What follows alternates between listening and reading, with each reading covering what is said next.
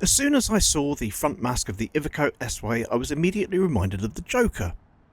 I know, strange reference, but I'm a bit strange like that. Beyond that though, something magnificent had happened. Iveco hadn't just gotten busy, they'd gotten serious. Why so serious?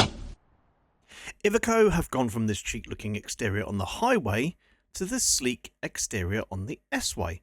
I mean, it's night and day, honestly. And no shortcuts were taken on the interior, from the cheap, no thrills look of the highway to the more aesthetically pleasing interior of the S Way. The highway was by no means a bad truck. It did a great job at a lower price point in ETS2. In this clip I'm hauling about 33 tonnes and it's doing an admirable job. For me personally, it was functional though, rather than desirable. There were plenty of things you could do to it to make it a little more appealing, but it was never going to be in the same league as some of the other trucks in game, and once I was done with it, I never went back to it.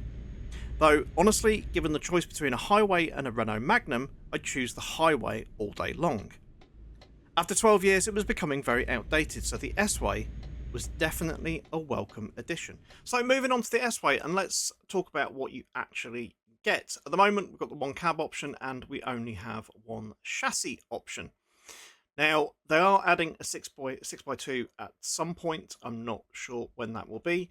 Engine sizes, you get 460, 500 or 580, and obviously that changes that all-important torque figure there, which affects what you can and can't haul. We also have the transmission options as well. There's 4 of those as it stands. You can have optional mirrors, so we've got the standard mirrors, or we can have the camera mirrors, which I actually really like, but some people prefer the normal mirrors, and that's entirely up to you. Obviously, there's plenty of paint options. And let's move on to the interior, which is really nice now. We have this much bigger infotainment system.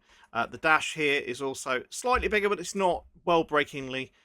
So it's just enough that you can actually see what's going on here. I'm not a massive fan of it, but it's way better than what we had before. Let's be brutally honest. So what do we get in terms of options? We've got the production option, which is just your standard dash. And then we've got the optional, which has the aluminium trim, and then we get the top optional, which has that carbon fiber trim. Obviously, you can change the steering wheel as you want as well. We can go between any of those options, so you can have the aluminium trim with the carbon fiber if you want, entirely up to you, or you can have it to match. I have it to match. I like the seats. The seats look really nice. They're kind of way better. You've got this nice stitching here. It just looks really good. Drawers underneath the bed there. It's just a nice area to be, way nicer than the highway. So let's take it for a drive. Now, since I picked the truck up at night, I thought it was a good opportunity to just have a quick look at actually what it looks like at night. So let's start the engine. Now, I know that the new Volvo is very dark on the interior at night. This, not so much. So switch the exterior lights on. And it doesn't actually look too bad. Certainly not as pitch black as the Volvo currently is. But we'll be taking a look at that in another video. I will get a trailer on the back of this and we will take it for a quick drive. So I've picked up a trailer from Seville and we are taking 33 tonnes of sand to Zaragoza. Now, outside of Euro Truck Simulator 2, the S Way has been in production since 2019. However, SCS only released the S Way in December last year, so we've had to wait 5 years to get it in game. And it was worth the wait. In my opinion, it transformed Iveco from zero to hero.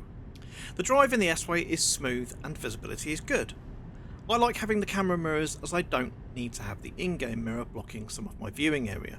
The sat-nav display on the infotainment system is easy to see for those that don't like the in-game display.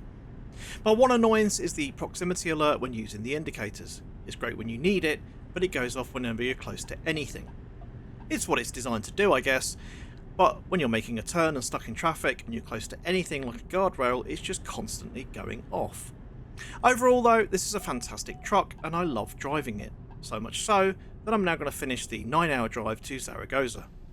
Let me know your thoughts in the comments below, and I will see you in the next one, guys. If you've enjoyed the video, please don't forget to drop a like and subscribe. Take care and keep on trucking.